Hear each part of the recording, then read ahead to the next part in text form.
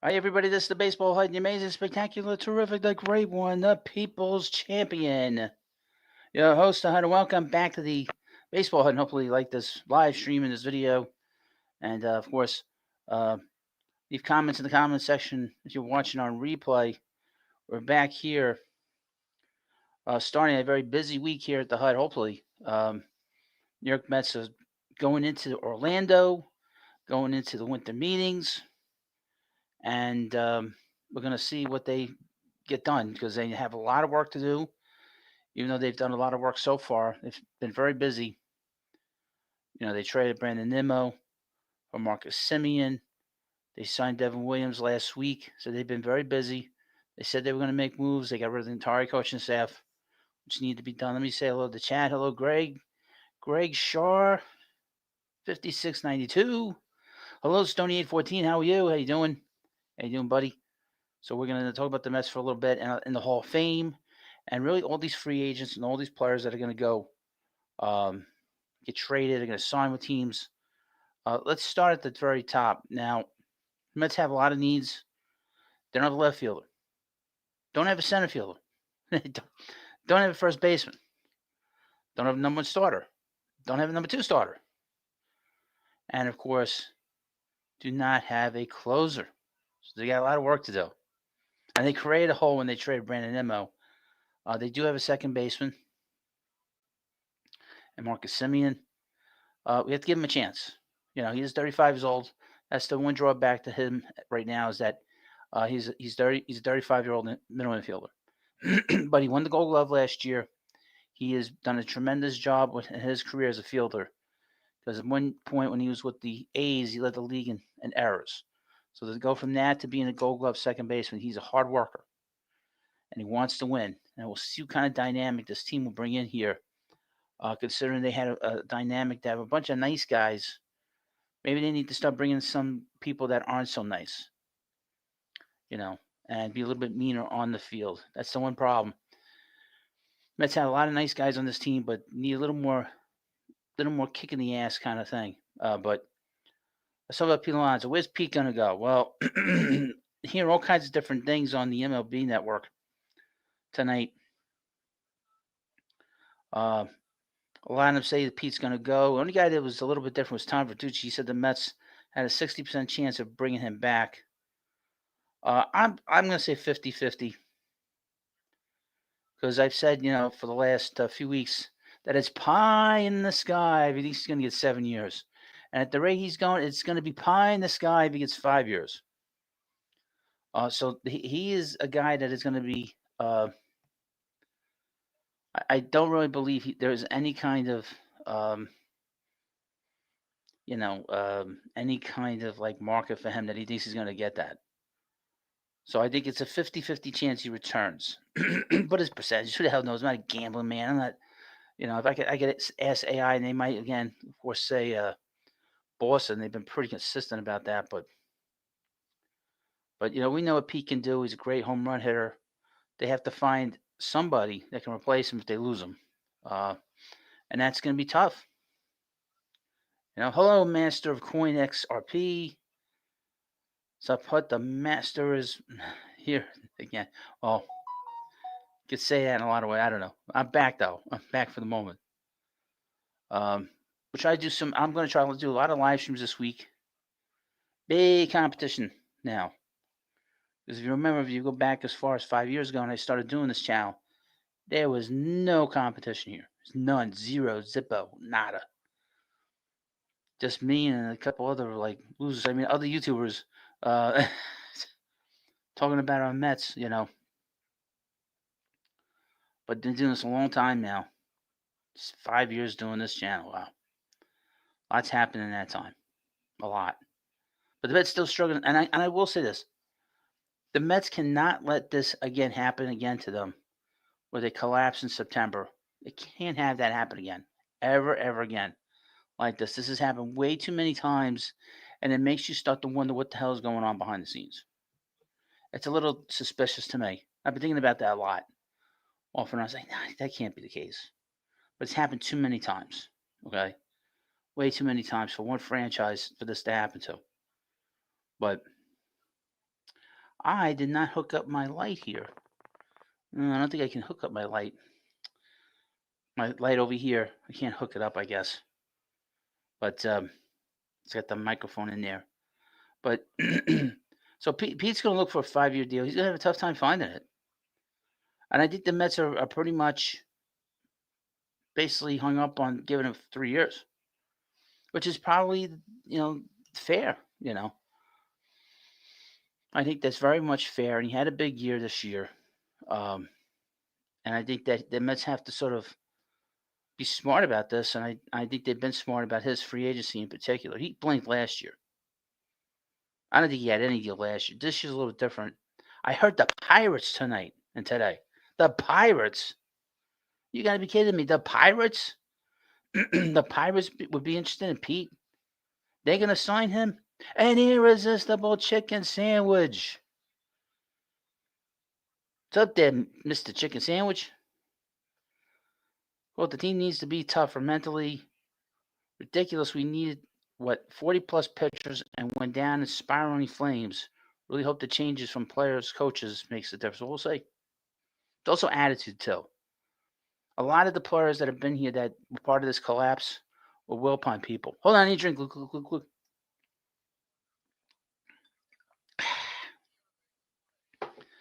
Now, of course, please subscribe and hit the like button.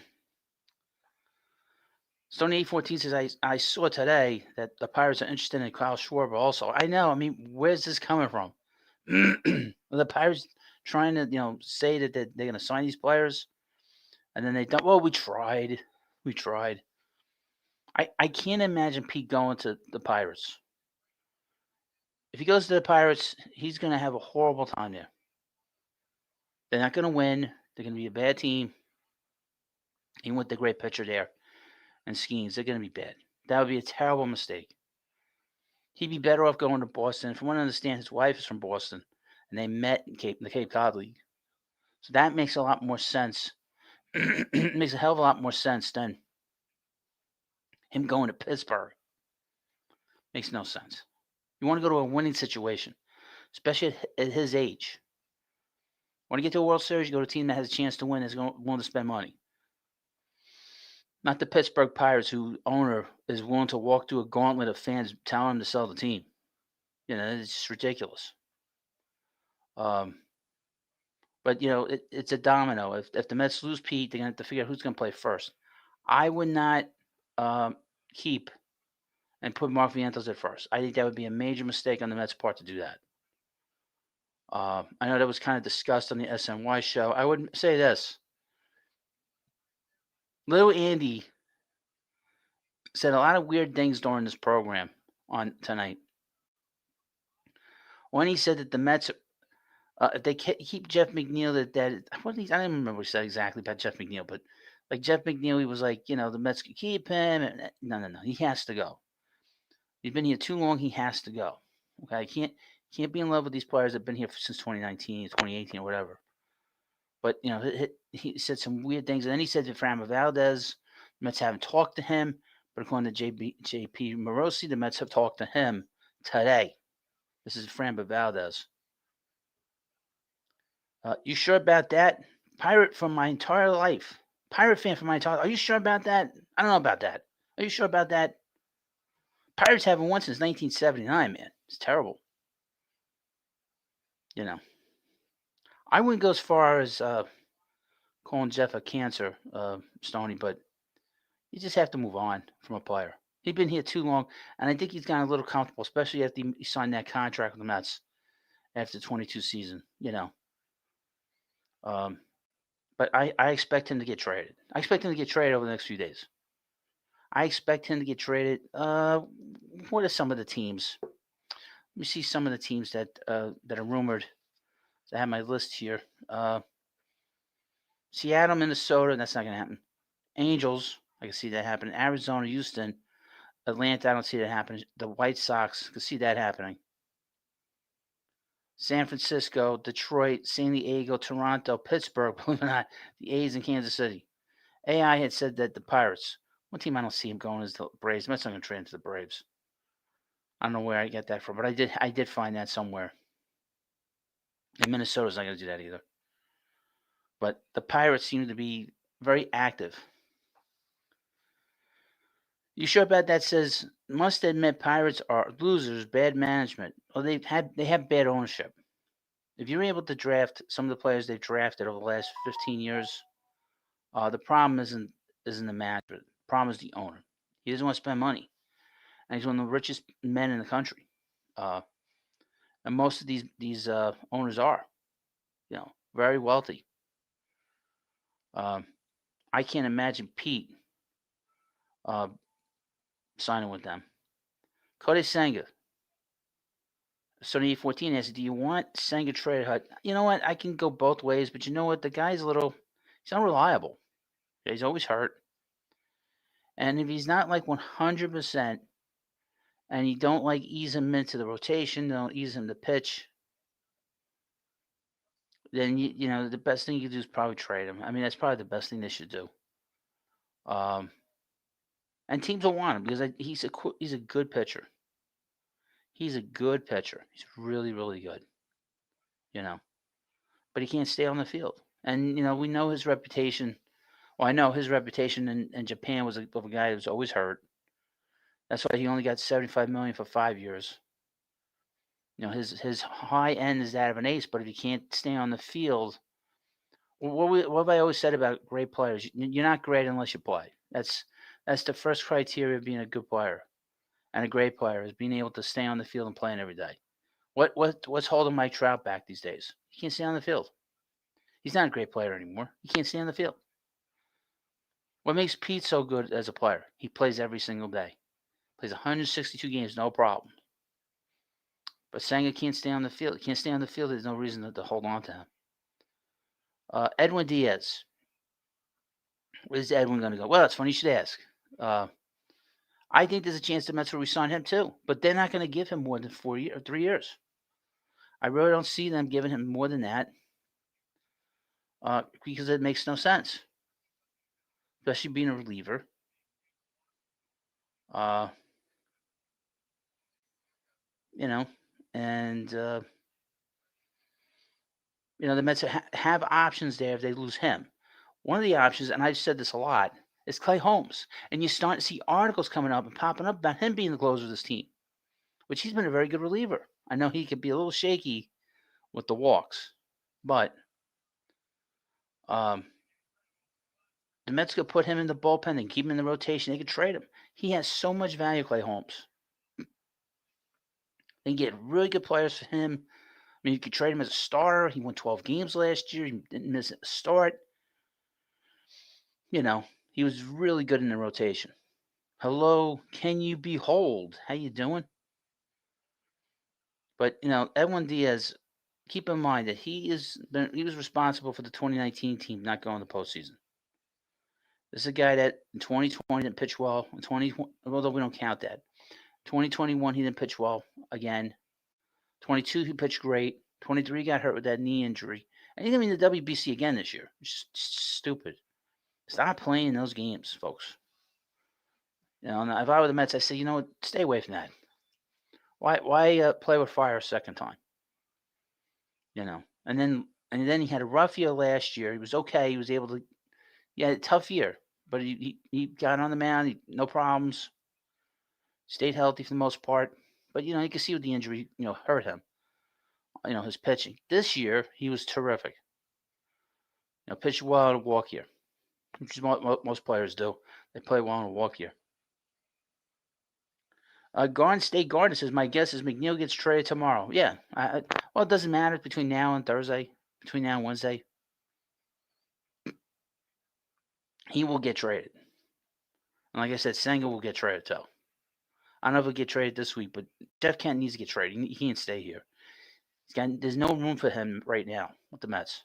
And we know what Edwin can do as a pitcher. He's one of the best relievers in the game. Mets need not to have a hole in the back end of that bullpen. That wasn't a problem last year with him. He was not the problem. Guys like Ryan Stanek and Ryan Helsley. Ryan Helsley. The Baltimore Orioles are in on all these pitchers, but then they sign Helsley. He's terrible. I saw enough of him now that I have a pretty good idea of how he pitches. He has a very straight fastball, and his breaking ball is inconsistent. It doesn't go for. He can't pitch it, throw for strikes. And if he's inconsistent with that, he's gonna get hit. And he's got a straight fastball. You sure about that? Says, missed opening of the show. Will you be live tomorrow? Yes, I will be live on during the day, I think, and maybe in the evening again. So we're gonna be very busy here. I'm gonna be very busy here, and I had the baseball at 3, which is going absolutely bonkers. So I will be here live, and I'll have videos. I posted a bunch of videos already on the Baseball Hut 2 and the Baseball Hut 3. And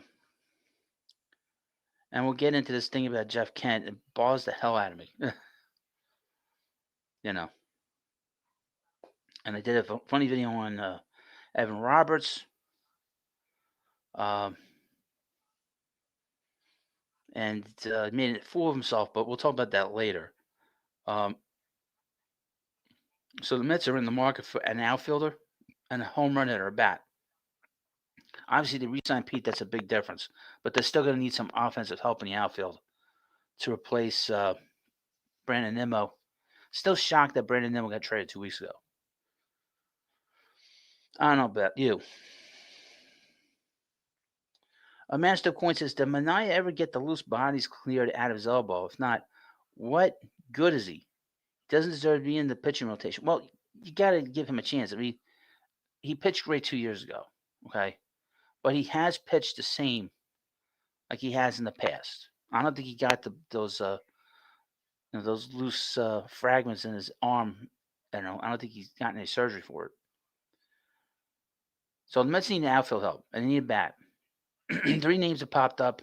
I don't think Kyle Tucker is going to come here. I don't think they want to give him a 10-year, $400 million contract. I don't see them doing that.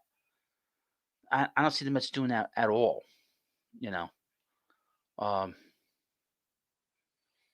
Because it makes no sense. He's not that good, in my opinion. That's for sure. I don't think he's that good.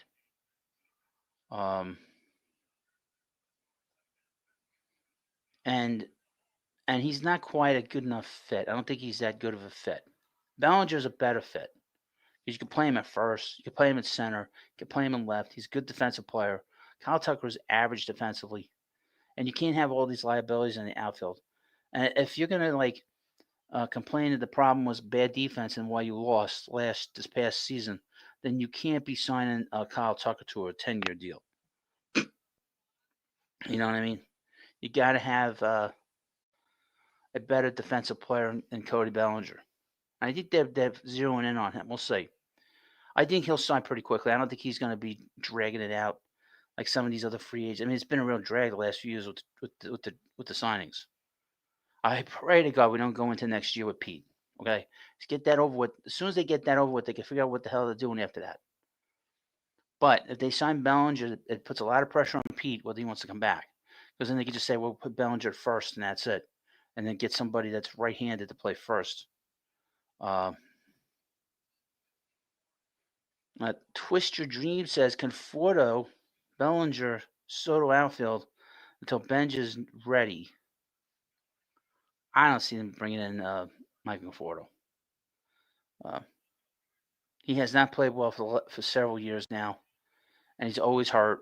And I don't see them doing that. I don't see them doing that. And I'm not a big Conforto fan anyway. Very inconsistent. And he's been part of that problem too here. Keep in mind. He was part of that 2019 team and 20 and 21. Why take a step back? Why take a step back with him?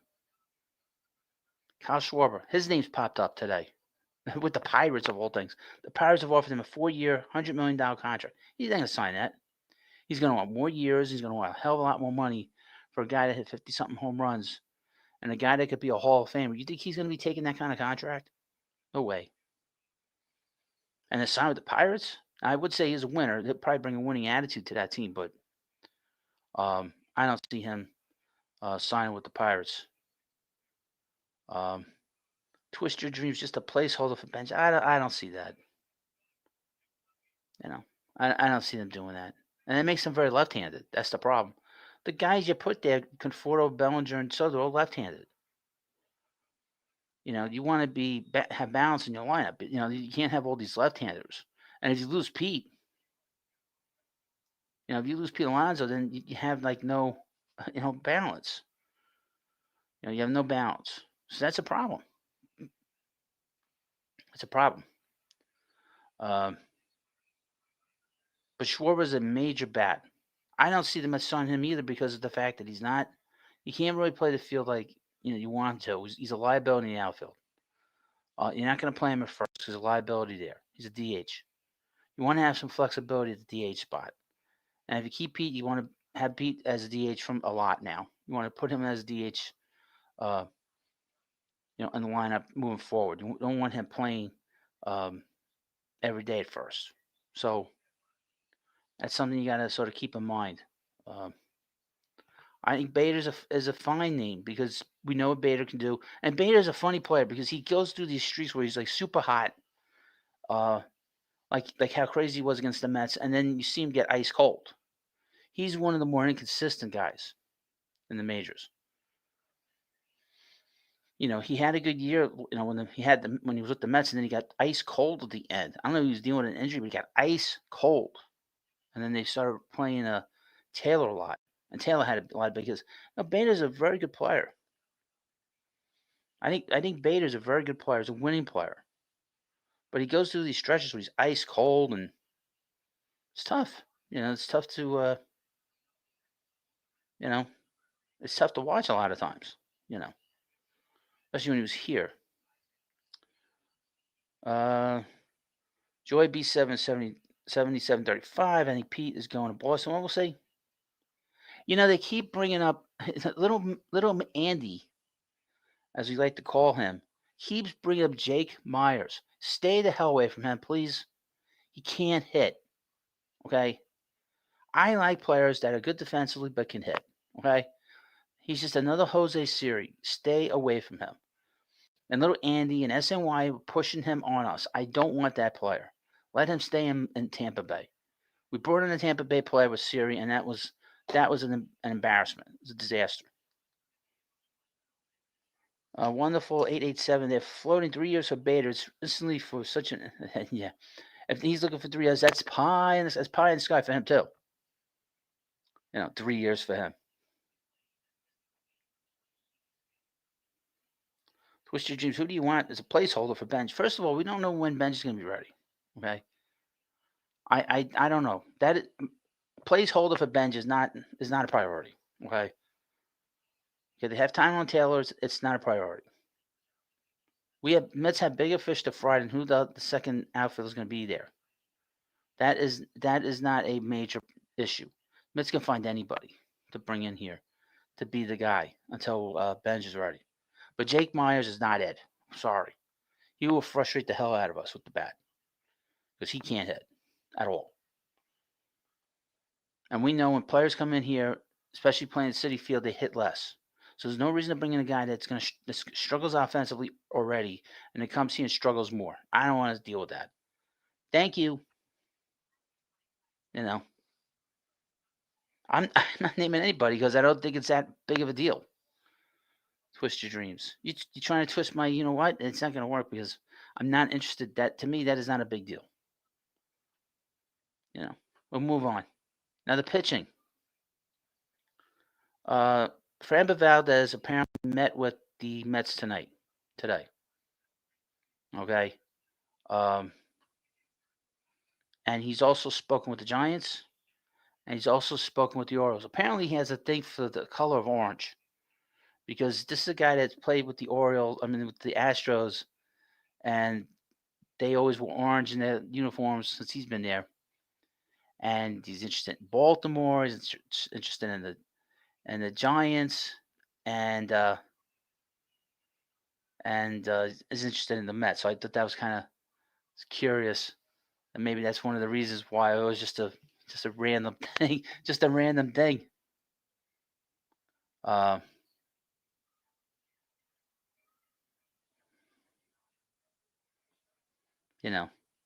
But they floated a couple names during this SNY show. Merrill Kelly, Zach Gallen, Ranger Suarez as players the Mets are could be talking to as free agents. I've heard Suarez a lot. AI says that Suarez is going to sign with the Mets. We'll see. He's a pretty good postseason pitcher. A very good pitcher in postseason, but he's not a number one starter. So that's the one thing you have to keep in mind. If he's not a number one starter, that's what the Mets need to find is they need a number one starter. Which, funny I should mention, let's talk about Tarek Skubal. Skubal's the best pitcher in the American League. A month ago, we thought that he wasn't going to get moved, but it seems like these sort of insiders are saying now that he's going to get moved, and the Mets should work very hard to get him. So if there's a big player that's going to just change the whole landscape for any team, it'll be Skubal because Skubal will transform a lineup and transform a team, and a rotation and a pitching staff, and then it basically sets the stage. We're very serious about winning. When you had that big pitcher, it makes a big difference, and they'd have him for a year. He would give them an enormous year for this year coming up. Any team, and he's got a very difficult agent, as you know. He's got Scott Boras, and he would be a guy that would really help this club, any club. Left-handed, throws hard, he's got nasty stuff. He's pitched really well in the big spots. Pitched well in postseason. You can build your whole rotation around him. Then maybe if you make a deal like this, and the Mets have plenty of prospects, you'd have to give up Jonah Tong, Brand Sprout, probably Jet Williams, probably Mark Vientos, probably Ryan Clifford. These are players that the Mets would have to give up for a school. I have no problem giving up Jonah Tong. I wasn't all that impressed with him. I think he needs a lot more seasoning in the minor leagues. It's very difficult when you're coming from Canada, and then you move to Florida, and then you're in these, in the minor leagues with the Mets, and you're struggling, and then all of a sudden, before you know it, you're skyrocketing through the system, and you're in the majors, playing to a full house in New York. I think it's very difficult for any player, and especially for a young player, seems very inexperienced. I thought Sprout handled himself well, although the results were sort of inconsistent. I could see him going into the bullpen with somebody. I'll be honest with you. And he pitched in big games with Florida in college. And of course, we know about Nolan McLean, who's been excellent. A very pleasant surprise with Nolan McLean because he was a guy that was a reliever in college, a reliever in college, and a third baseman. The Mets drafted him out of Oklahoma, and he is a guy that was a two-way player, and he gave up hitting last year, and all of a sudden he's exploded onto the scene. Also mentioned Carson Benz is also a two-way player, and he's exploded as a position player. So they're kind of opposites. McLean's not going anywhere, but he needs support. You can't have him be the number one starter here, and not have a veteran ace here, just to give him support because you can't do that. It's unfair. I think it was very unfair that the Mets did what they did last year. Had to three of them in the rotation in September. It was asking way too much of them. Way too much. And like I said, Brandon Sprout, I think the results were sort of uneven, but from what I understand, he's very tough. He's a very tough-minded guy. So I think he could be pretty good in the bullpen. The talk was, that he could be a bullpen, a guy late in the game. Hold on, I need a drink.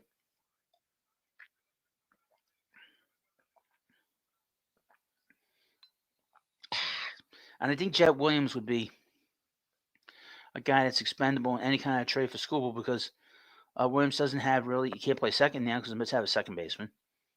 He's not really a natural outfielder, so I don't think they want to put a young guy that has no experience in the outfield playing in the outfield on this team. He's a very good prospect, but he's vertically challenged. As you know, he's very short. So who knows? Ryan Clifford, he's going to play all year in AAA. He's not ready yet. He's not going to be a high batting average guy. He's got tremendous power. He's going to be a run producer in the middle of some lineup. There's some thought about what kind of first baseman he could be. He's not a good defensive player. Um, so there's a lot of sort of ups and downs with his game and where he could be with the Mets. So that's an issue. So I'm not totally sold on him. I haven't seen him enough. When the Mets had the games on SNY to have any kind of feel for his game. But if you're going to trade for Scooble, these are the kinds of players that you're talking about, and then want a major league player or two. Maybe David Peterson goes in a deal like that. Mark Vientos goes in a deal like that.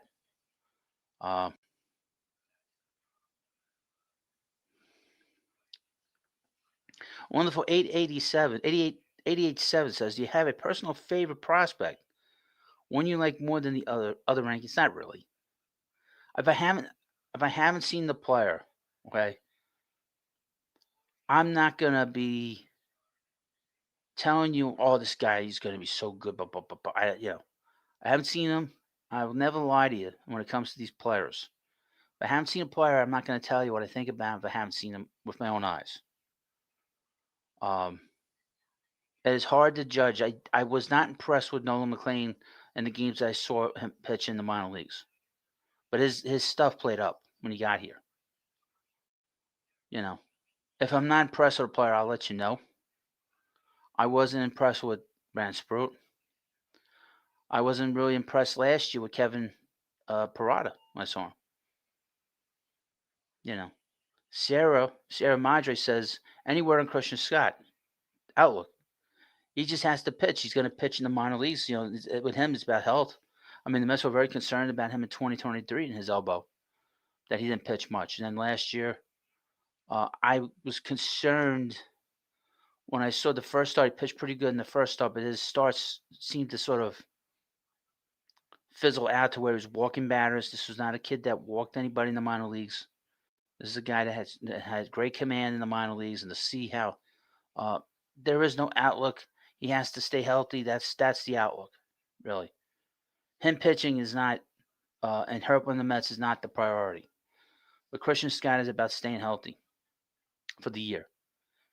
Will he get to the majors? It's hard to say. That's really not a priority in my view. Now, if the Mets lose Edwin Diaz, where do they go from here? Well, they mentioned Robert Suarez and Pete Fairbanks on SNY. I stay away from Fairbanks. Very distrustful, and I put him in as the eighth inning guy. I wouldn't have him as closer. Devin Williams would be my closer. And Robert Suarez, I think, is a very good reliever. I wouldn't have a problem with him being the closer. Master Coin XRP says, Hud, very excited for JP and CB being hired by the big club. That may mean more Tommy. Well, were they together? Was that his girlfriend? She's all right. She's all right. She's all right looking. Are they together? I have no idea. But yeah, so this is kind of the outlook the Mets have. Again, they need a left fielder, they need a center fielder, they need a first baseman, number one starter, number two starter, and a closer. Priority being the left fielder right now, and a number one starter, and figure out. Oh, they're married, really? Oh, so she might be hanging out at the ballpark. Isn't he much older than her? I think he's much older than her, isn't he? She's married to a minor league. She was married to a minor league coach. Now he's a major league coach. Interesting. The things you learn on the baseball hut. The things you will learn here. You won't learn anywhere else. Now again, please like this video, and of course if you're coming by, please hit the like. Of course subscribe. I'm all right. Please subscribe, and we'll talk more about the Mets tomorrow. Like I said, probably during the day.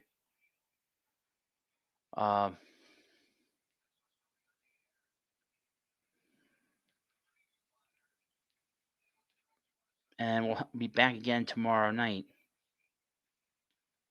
because obviously, we hope we'll have some moves even with Major League Baseball. You're not going to see a lot of moves today because it's the first day. London, as when do you think Mets make a big move? Is it tomorrow? I have no idea. But I hope that I'll be on the air when it happens. So that's why I'll be on here during the day talking to you, and then I'll be back here in the evening. What was great about last year was last year when they signed Juan Soto, I was on live when it happened, and I was the one person that didn't get all screaming and yelling because my attitude is it's about winning the season. It's not about winning the off season. I told people that. I try not to be right about that, which I'm right about most things when it comes to this stuff. But the Mets have already made big moves. I mean, they traded Brandon Nimmo. I don't think anybody was expecting that. They signed Devin Williams, which was kind of expected, I think, just based on the relationship that the GM has with the player. Let's see, any updates here? No updates.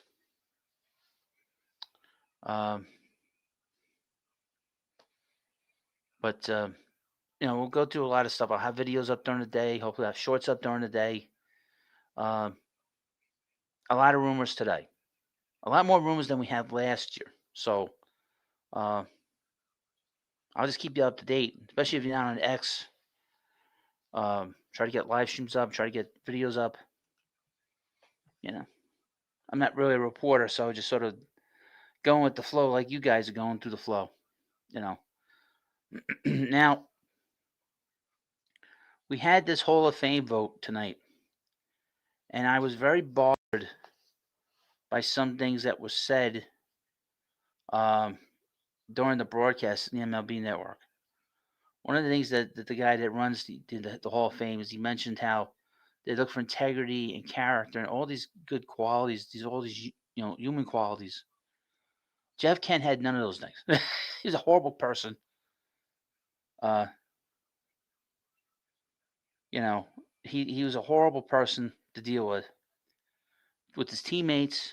He was a horrible I mean, he did not get along with Barry Bonds. We know that famously. He was not fan friendly. I saw that personally.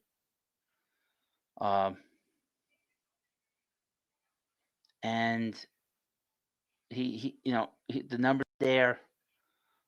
The home runs are there. The RBIs are there. But these other qualities just sort of drags the whole vote down. And when you see a guy that was not what you'd say a dominant player, people don't say to yourself, this guy's one of the greatest, players of his generation. No, nobody says that about Jeff Kent. He wasn't a good defensive player. He couldn't run. He sort of magically became this power hitter with the Giants. When he struggled with the Mets, he bounced around to a lot of teams before he got to the Giants. The Indians had him there for half a season. They basically got rid of him very quickly.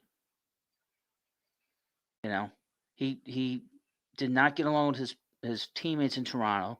He didn't get along with his teammates with the Mets. And like I said, he bounced around. Prior to him, getting traded to the Giants, and then all of a sudden he becomes this Hall of Fame player. How'd that happen? Then you have players that were dominant players. I mean, really dominant players. Don Mattingly, a dominant player. Donnie was one of the great first basemen defensively in history of baseball. He was the best player in the American League for 5 years. Okay. If you look at his overall numbers, they're not impressive. But if you look at his numbers from 84 to 89, this guy's a Hall of Famer. And the problem with Major League Baseball and the writers is they have this attitude about having the player has to be dominant for 10 years. But if the player gets hurt, where is the sort of fallback for them?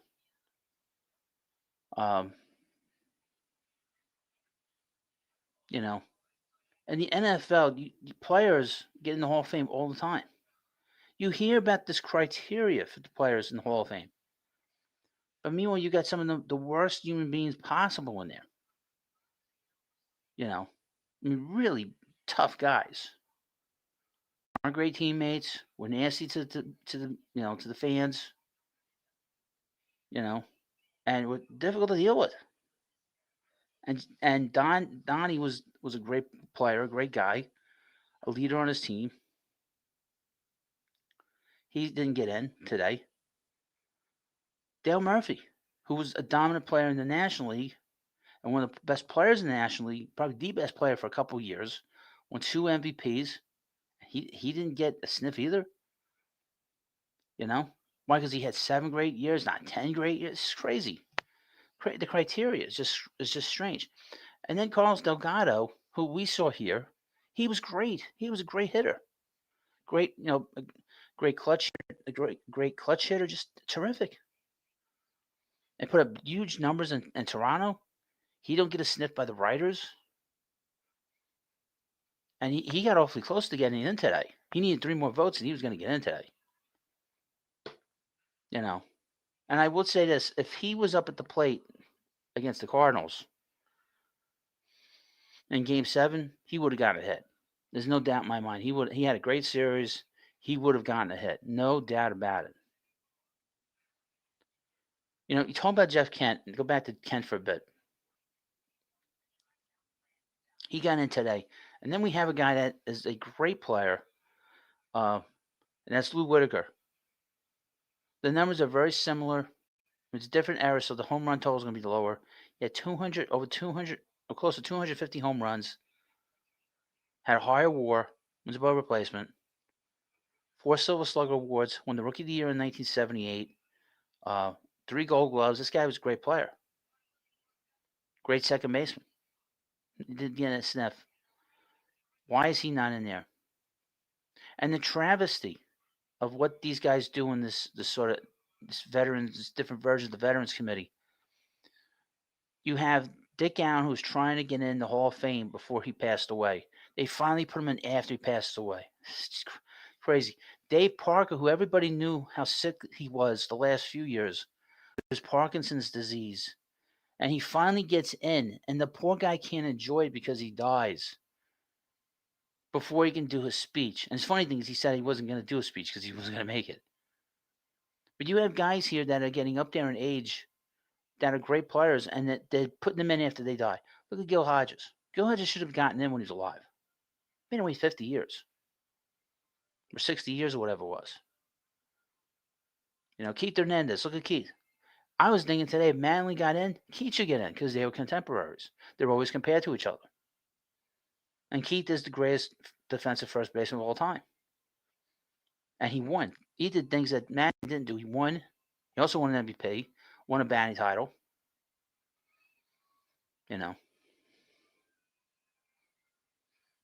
And Keith is probably going to get in when he's gone. Keith should have gone in like 15, 20 years ago.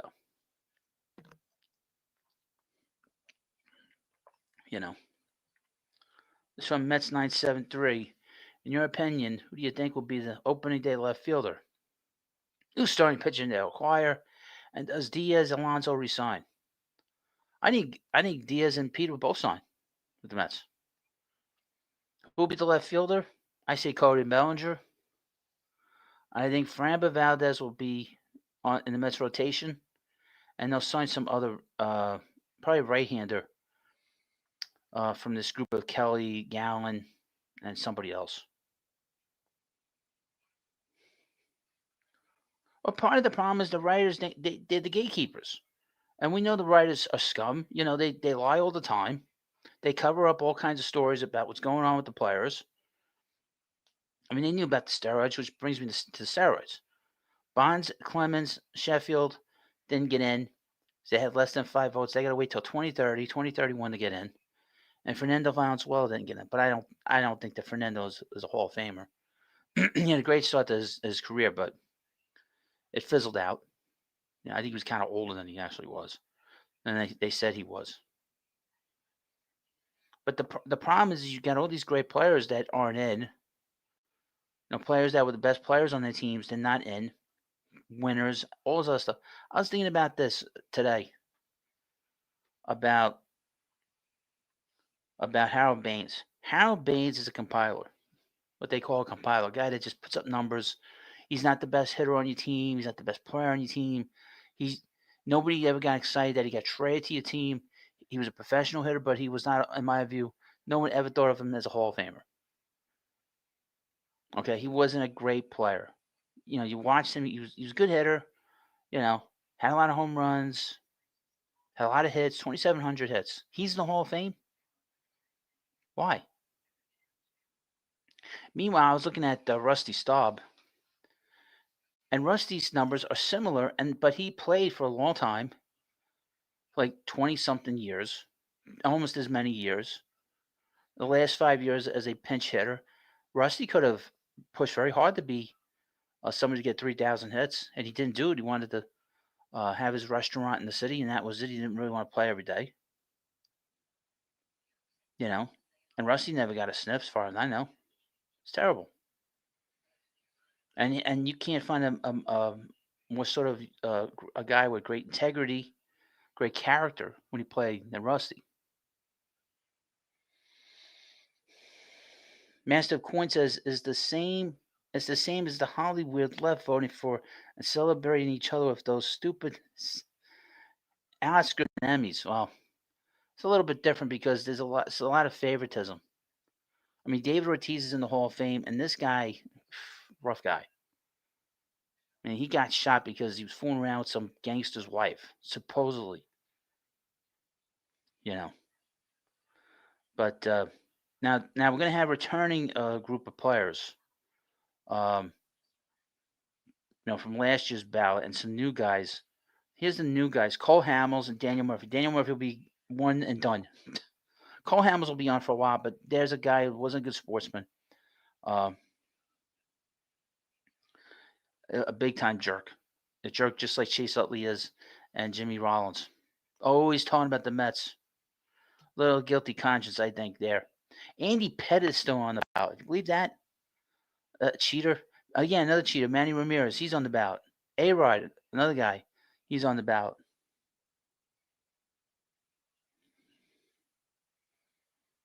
But two guys that are probably going to get in this year. It's going to be a very interesting group. Interesting. Carlos Beltran is going to get in this year. He'll go in as a Met. That's going to be tremendous for him and tremendous for the Mets because then the Mets can brag they got two guys that play for them significant years in the Hall of Fame this year. Would have thought Jeff Kent would be a Hall of Famer. You would think David Cohn would have been a Hall of Famer. David Cohn for Jeff Kent, Ryan Thompson.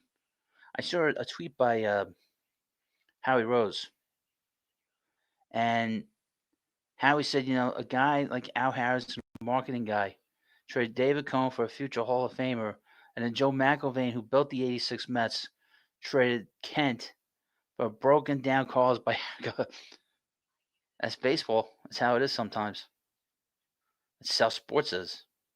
But Beltran's going to get in because he had 70% of the vote last year, and people have moved on from this whole nonsense with the Houston Nationals scandal. And it's nonsense because nobody got punished. Okay, the only people that got punished was Beltran and Jeff Luna. Jeff Luna's not in the game because he wasn't liked. Beltran's still in the game because people like him, and he's going to get in this year. He only needs 5% of the vote, a little under 5%, and he'll go in as a Met. They'll have a big ceremony. I would think the Mets will retire his number. I'm surprised that they've had the number out there. I'm surprised that Tyrone Taylor's been wearing that number the last few years, especially since Beltran's been in the organization.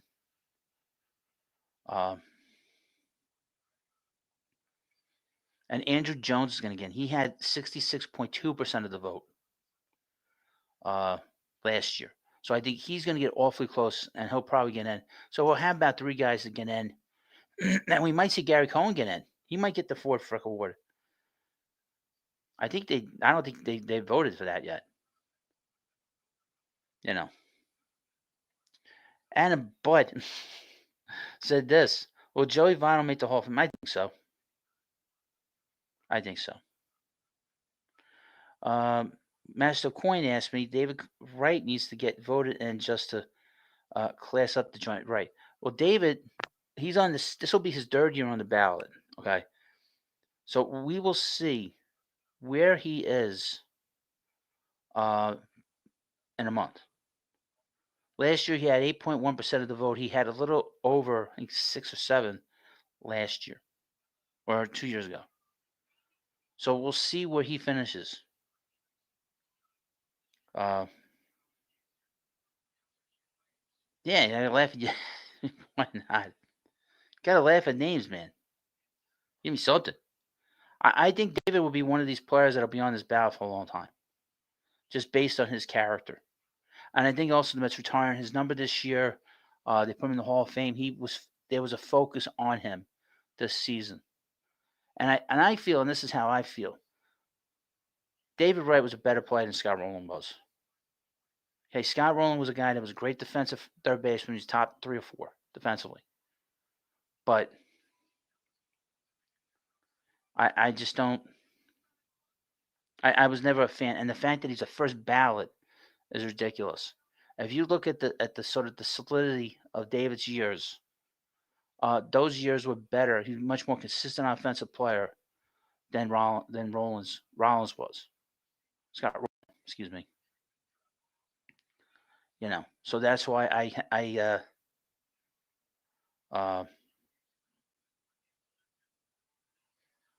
so I would be interested to see where he finishes this year. And if it wasn't for the injury to his back and all these other issues that came up once they opened Citi Field, he was going into the Hall of Fame. But it'd be interesting to see how long he's on this ballot. Okay, I think he'll be on this ballot going into next year. Anna Butt says, it's my real last name. Dozens of Butts in Canada. There's a lot of Butts everywhere. In every country. I will laugh at your name. Laughing at names is a fun thing to do. And we got somebody in here who's named after a chicken sandwich. I mean, come on. Now, please, of course, like this video and subscribe to the Baseball Hut. Like I said, I'll be back again tomorrow during the day. I do have to run some errands in the morning. Hopefully, we'll have some activity. If we have any rumors, I will post them in the shorts. That's kind of where I've sort of settled. And if there's a trade, I'll do a regular video, and of course, we'll do live streams all week. Started yesterday. I'll never return. Adam, relax. Okay? You want to leave, you can leave. Okay? If you've been watching me for years, you know where this goes. And I've never seen you before. So it makes me wonder if you just sort of showed up. Never seen you before. You know my sense of humor. I'll make fun of anything that doesn't move. And your name is made to order. Mets 973 says, I'm not a big fan of Bellinger. His career numbers one very inconsistent. The Mets get him. I hope it's under 3 years. He's not going to get 3 years. He's going to want 6, 7 years. You know. He's not. The thing about Bellinger is he had that injury. When he was with the Dodgers, and he was very inconsistent there for a few years. But he fits what the Mets are trying to do. Be honest with you.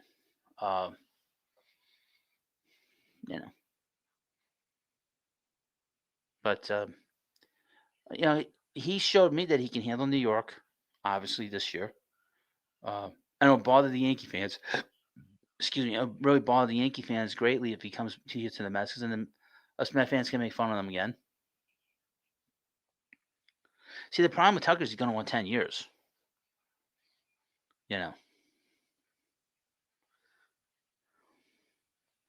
All right.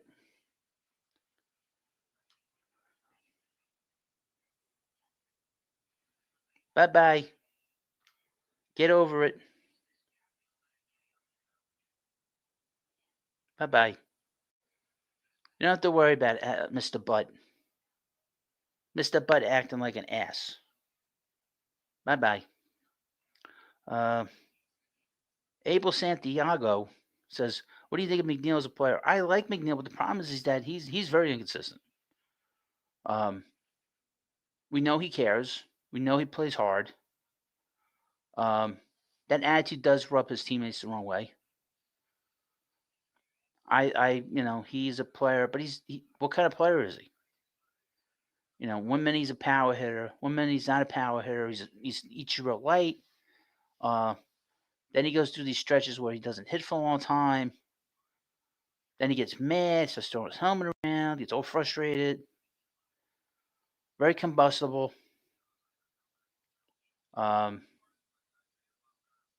He's a good player. He's been an all-star, but it's time to move on. Mets need to move on. He has a lot of value. I mean, he's a player that has a lot of value as a player.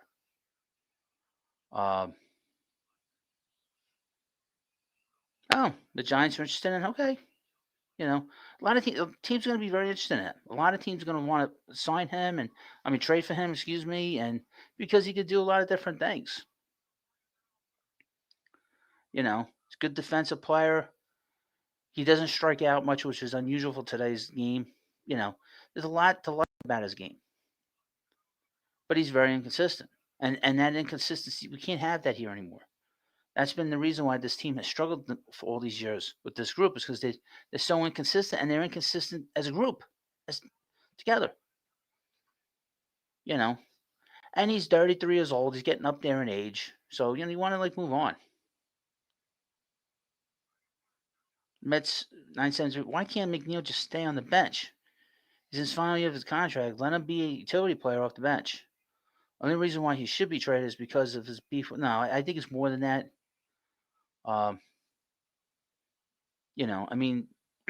Sometimes you want to change the personality of your team.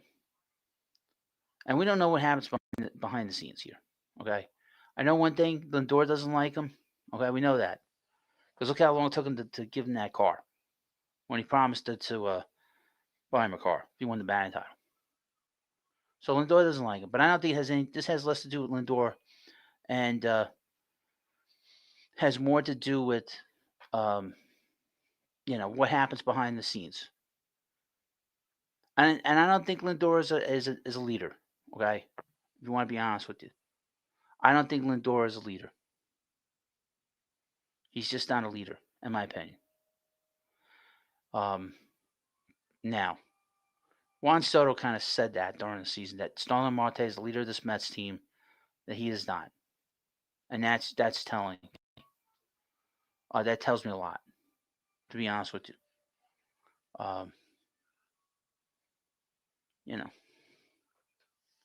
And plus, like Jeremy Berman says, the Mets would do well to remove his $15 million plus contract. They'll have to eat some of that money, but he's got one more year under the contract. Just move him out of here. I would have moved him out of here 2 years ago. An irresistible chicken sandwich says, I'd prefer Luis and Acuna. Yes, his power lacks, but his speed and defense is valuable. The problem is he's got no. It's not so much that Acuna doesn't have any power. He doesn't have any extra base power. He don't hit for doubles. He don't hit for triples. He doesn't do any of that stuff. His slugging percentage is lower than his on-base percentage. He gets on base fine. His batting average, I can live with the batting average. He's a great base runner. He's a great defensive player. But he has no slugging percentage. If he had any kind of power, he'd be an everyday player. He'd be an all-star. Because he's elite in everything else. He's not his brother. His brother's elite in everything. Master Coin says Lindor isn't a team leader.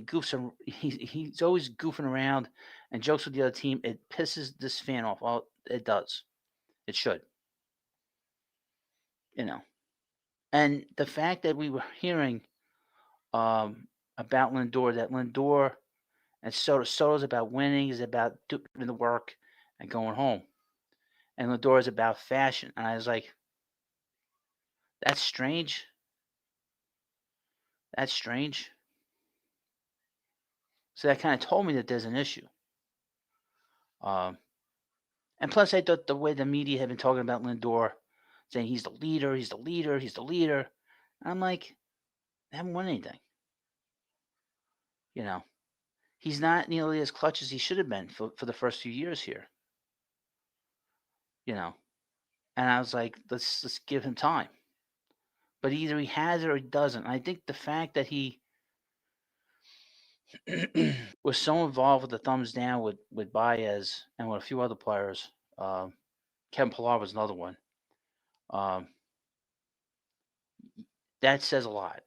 That's not a guy that's a leader. You don't attack your fan base.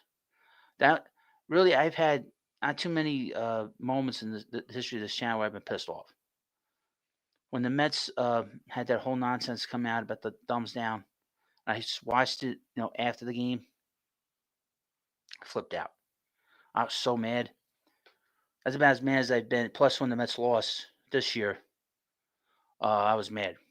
I don't get too mad about the Mets, when they lose and stuff, but and the way they act, for the most part, they like any other team. But I thought the thumbs down at the fans was over the line, and I knew right then and there Baez was out of here, and anyone else that was involved with that was going to be out of here. Uh,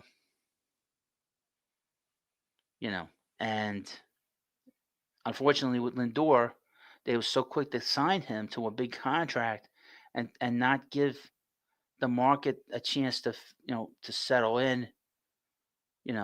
I was very uptight with the Mets when they signed him to that contract because I was like, look, give him a chance. He was in Cleveland for a long time, 6 years. I don't know how he's going to react to being here in New York.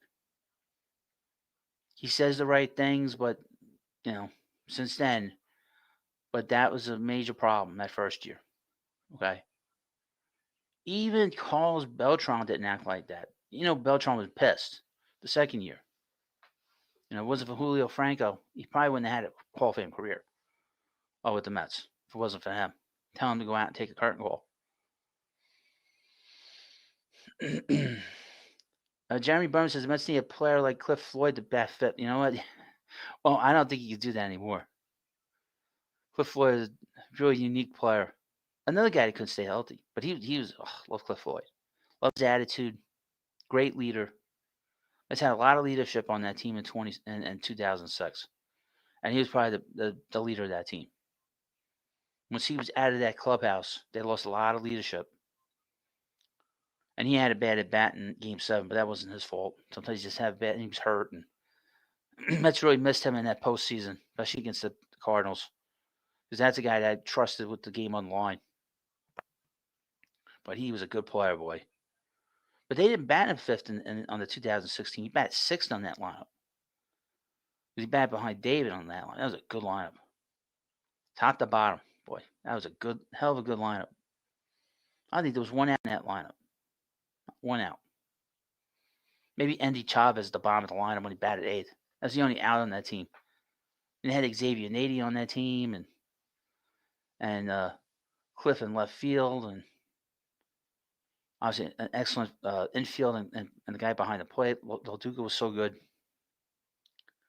But so, like I said, tomorrow I'll be back during the day, and I'll be back tomorrow night. I will say thank people that's come in here. A lot of people here tonight. There's a lot of people last night. But let me see if there's anything going on. See anything going on.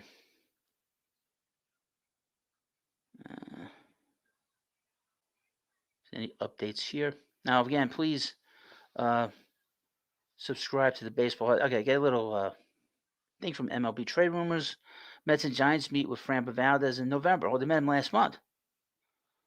The Orioles, the only team publicly linked to Framber Valdez, is marketed this winter. And MLB reports that Valdez and his reps indeed met with officials from the O's at GMEs in November. Around the same time, however, the Giants and Mets also spoke with Valdez's camp, which fits given how much teams are known to be looking for starting pitching help. Yeah. From Mets 973, 100% agree. I think the media and Mets fans pushed so hard since Lindor was required to sign him. Having the benefit of Steve's money is to let the chips lay and give the contract and the player to earn it. Absolutely. He didn't earn it, okay, here.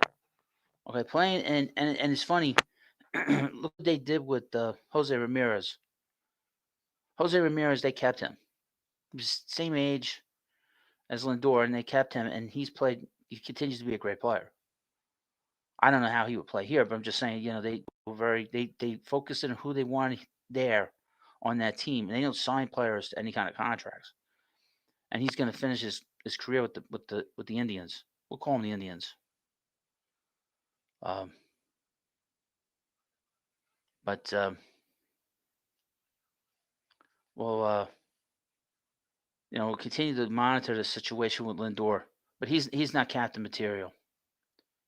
He's not captain material. David would not have treated a player like he's treated Jeff McNeil the way he has. He wouldn't have treated him like that. That's for sure. Just going to do a few more things. Looks like Ketel Marte his market is heating up. Let's see what teams we got here. We got the Red Sox, Rays, Tigers, the Mariners, and the Pirates. Mets don't need him because he's a second baseman. But even if the Mets were looking for a second baseman, better be very careful with him. Better be very careful with him because he had a very strange season, and he comes across as extremely emotional, which is unusual to see any kind of emotion from a player to where they sort of emotionally fall apart over like comments from a fan. But that's my 2 cents when it comes to Ketel Marte. Now, please like this video again and subscribe to the Baseball Hut. It's been just a wonderful offseason. Saw one of our favorite players get traded. Saw Devin Williams, who Pete Alonso just completely destroyed last year as a Met. Who would have thought that, folks? Who would have thought that he'd be with the Mets last year? And it's a good possibility that Edwin Diaz isn't going to be here. It's a good possibility Pete's not going to be here. But like I said, the Mets need to be very, very smart and objective. And Stearns doesn't care. He will do what needs to be done. We saw that his MO in Milwaukee. He has no problem making difficult decisions. Amazingly enough. I saw that this nonsense from WFN, that dope Joe Beningo complaining about Stearns, saying that he's a small town general manager. Well, that small town general manager was able to sign one of the best players in the game last year, got the team to the playoffs the first year here, and has built a very good program in Milwaukee, where the Brewers are always in postseason every year. So the guy knows what he's doing. Although I will say this, his attempts to bring in pitching has not been as nearly as smoothly. It's not gone as smoothly as we would have liked, especially this past year. Made a lot of bad decisions with the pitching. And I don't mean bringing in big pitchers like Blake Snell and all these other guys. Those guys, I didn't want them here, but and they tried very hard to get Yamamoto, and they came in second to that contract. Stony 814 spaz in the coconut head. Get it right. The spaz in the coconut head. I'll have another video. I'll have another video tomorrow on them on the Baseball Hut 3. Put the link into the Baseball Hut 3 since you mentioned them. Let's see.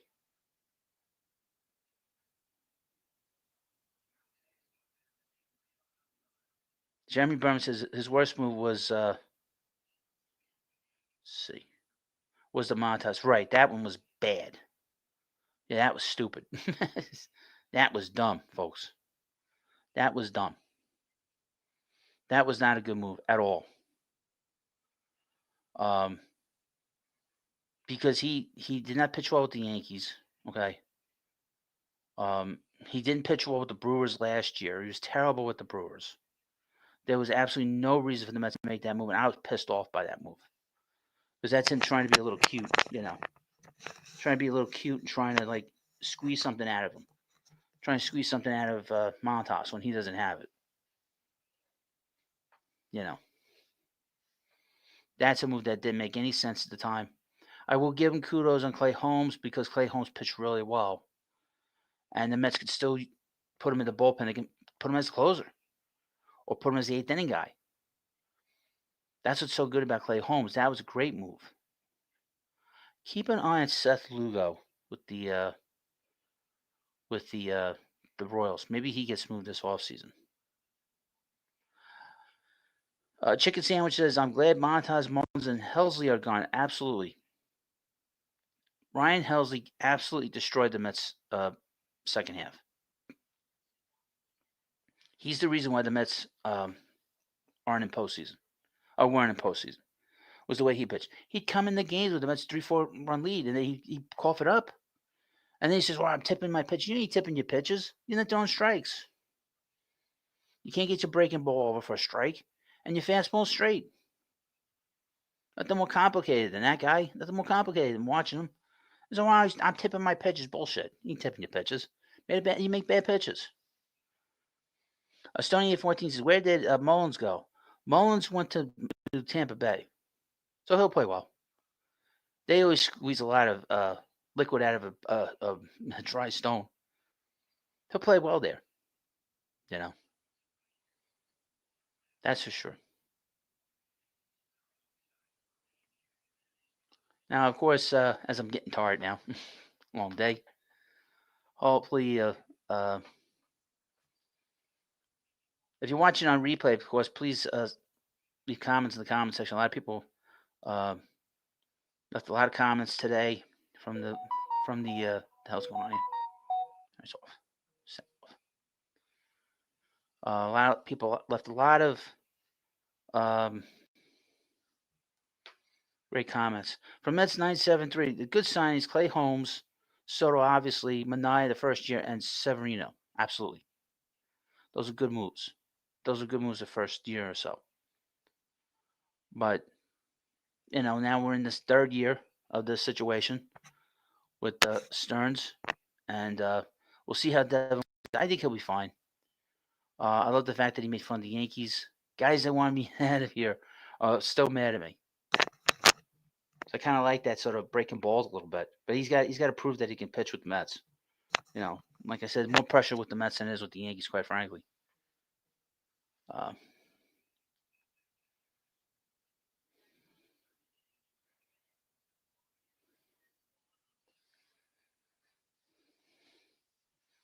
Yeah, next week I have a Christmas party here at the hut.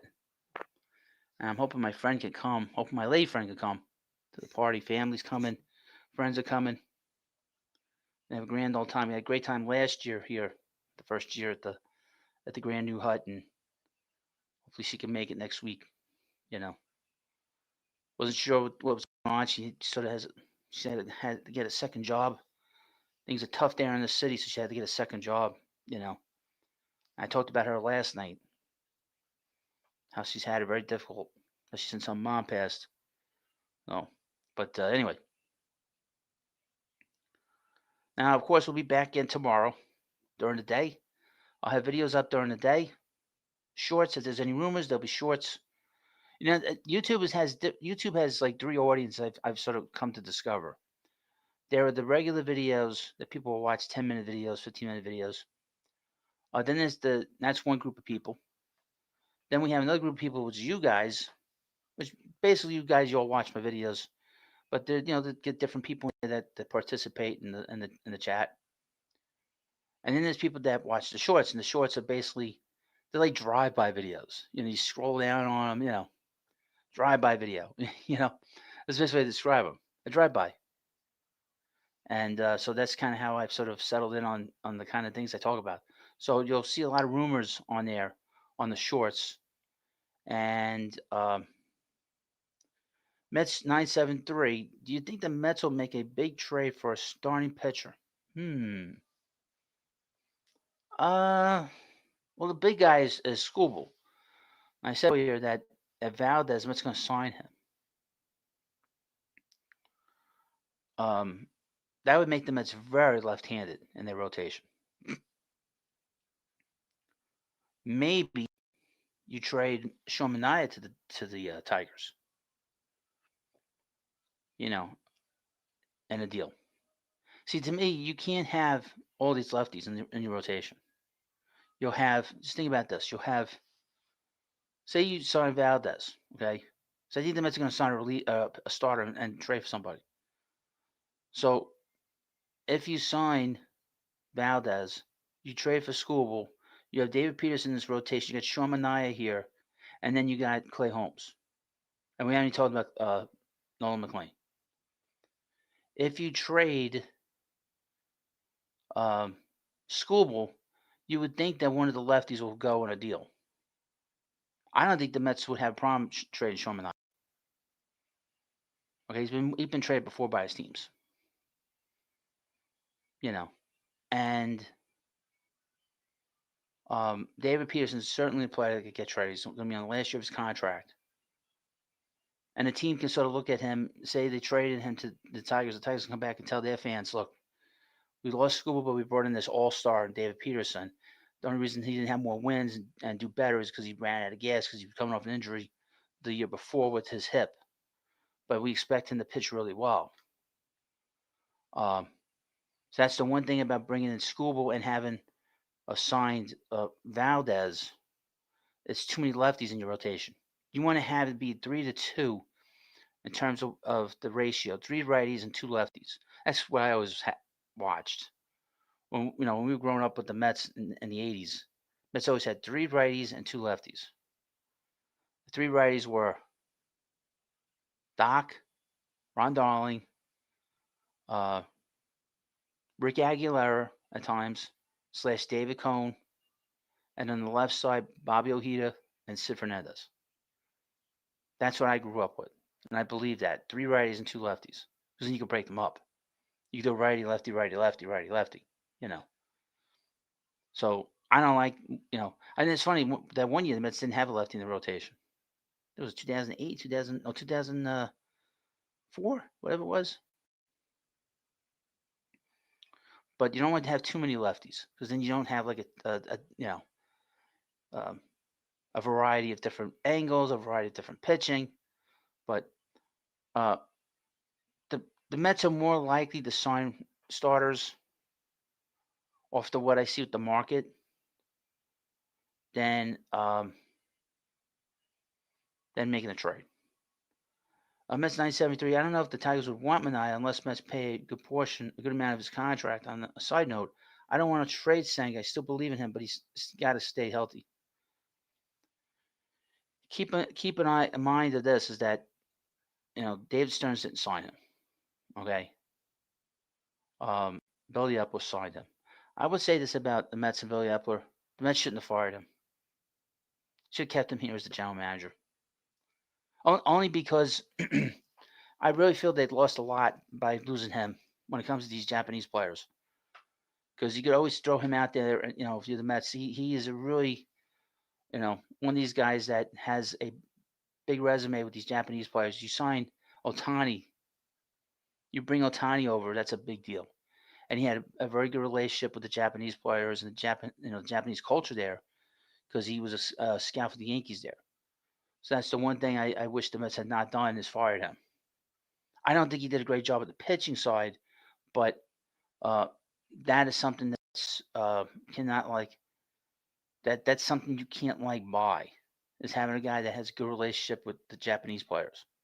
I mean, it's probably why they didn't get Sasaki. That's why they didn't get Yamamoto. Is not having him here to sort of be on their side. But I'm interested to see where some of these Japanese players go. But there are a lot of guys that are coming out, a lot of good players. Okamoto, Murakami, MI, and it's Takahashi. This is a new guy. Be interesting to see where these guys go. I haven't heard the Mets attached to any of them. I think Amai I have. Tatsuya Amai. All right, let me see. Jeremy Berman says, I don't understand why they don't hire a general manager. Stern shouldn't be doing both jobs. I think it lessens his effectiveness. I agree with you. I really think that they shouldn't have hired Belly. He's just trying to win. Okay, let me read you this. This is from a few hours ago. The Munchkin, Ken Rosenthal. Royals' preference is to add 2 outfielders, one through free agency and one through trade. Royals are willing to trade a starting pitcher. Interesting. I don't see them signing like one of these big guys. I can see them signing Harrison Bader. That's who I see them signing. See a couple things here. The Munchkin. Here's some Yankees updates from Brian Cashman. Yankees never made formal offer to Devin Williams. Kyle Tucker has not visited the Yankees complex. Yankees lineup is too left-handed right now. This is from Brian Cashman. From the Munchkin, Angels want to add another starting pitcher. They'd also like to address the bullpen, center field, and third base. Harrison Bader could go there. I can see that. Again from the Munchkin, Ken Rosenthal says the Pirates have made a 4-year offer to Kyle Schwarber. I'll believe that when I see it. Pirates have made a long shot to sign Schwarber. You think so? Also talking about this is from the Scott Boras Whisperer, John Heyman. The Red Sox among teams interested in Ketel Marte. Other fits, the Mariners, the Tigers, the Rays, the Pirates, the Blue Jays. All right. There was a trade yesterday between the Mariners and the Nationals. The Nationals got from the Mariners Harry Ford, he's a catcher. And the Mariners got, I think, a pitcher, Jose Ferrer. So, see if there's any more stuff here we could talk about.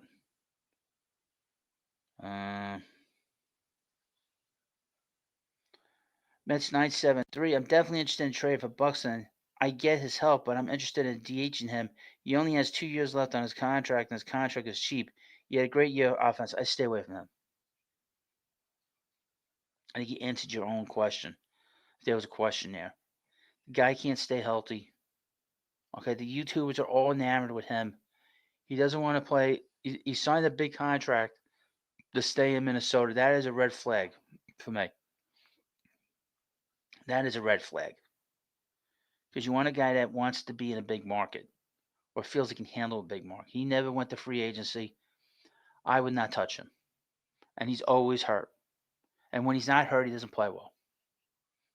He's a very strange player, you know. He's one of these players that's always hurt. He's got a lot of talent, but part of it is he's got no body fat on him. He can't stay healthy. That's probably why he's always hurt too. You know, he's in such great shape that he's always getting hurt. You know, some players like that. He's such a good player. He's so, healthy. He's such in great shape. He's always hurt.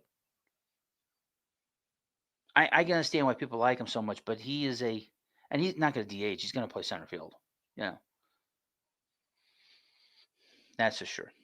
Now, the one thing I will say, the Mets, I think got a little more balance in the lineup with Simeon here, but they need another lefty hitter in this lineup. That's why I think a guy like Bellinger would be pretty good.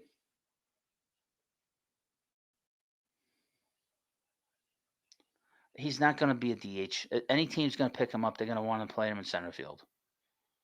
You know, especially if you're going to give up a lot of talent. He's a center field, is a premium position. You're not going to DH him.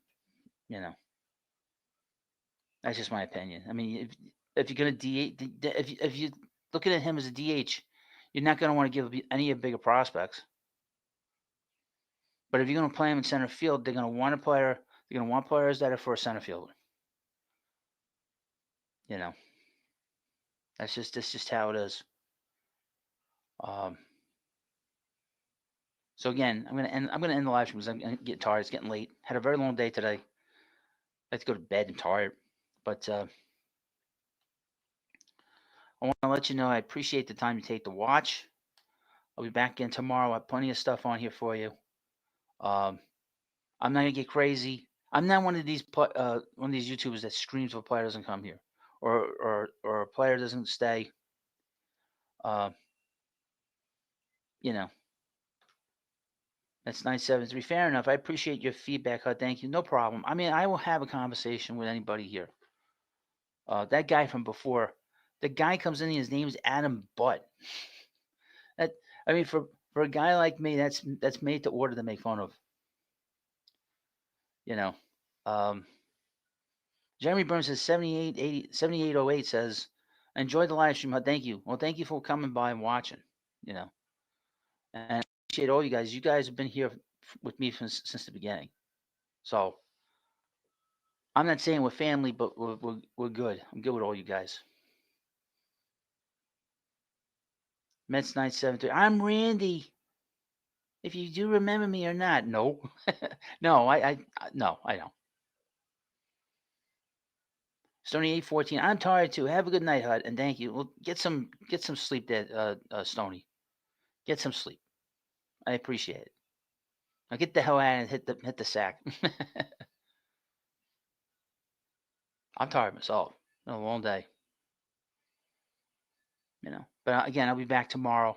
Be very busy here tomorrow. I will say, but I'm off tomorrow too from work. I'll be working on Tuesday. That's when all the trades will happen. And I'll be back on Wednesday. That's when all the trades will happen. And Thursday when all the trades will happen. One thing I liked about coming on late tonight is that I'm not really competing with anybody right now, but that's all right. I will again say, if you're watching in the chat, please of course subscribe to the Baseball Hut 3. I can't believe that channel's got over 100 subscribers after 1 month of doing videos. Amazing. So I thank you. From Stony 814, sorry, from Mets 973. Mets making a move tomorrow night. We'll see. We'll see. We'll see. We'll see what happens. Anyway, thank you for watching the live stream. We'll be back again tomorrow during the day. I'm tired. Going quite a while here. But I'll be back in tomorrow. We'll be back during the day. And I'll be back again tomorrow night. So I don't know what time tomorrow night, but just keep your eye out for it. And of course, you always watch on replay anyway. So, and maybe we'll get some more people. We'll get some more people with crazy names. I can make fun of them, like that butt guy. That's a family name. That's a family name. There's a lot of butts in Canada. He was putting me on. I'm a subscriber. He didn't unsubscribe. So, once I blew his ass out of here, he didn't subscribe. I never saw him before.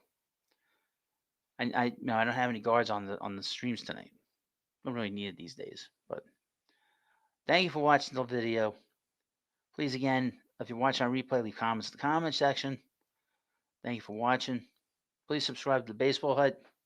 Baseball Hut 2, Baseball Hut 3, Baseball Hut 95, and so on and so on. Good night, everybody. Thanks for all the great chats, all the great comments, and I'll see you later.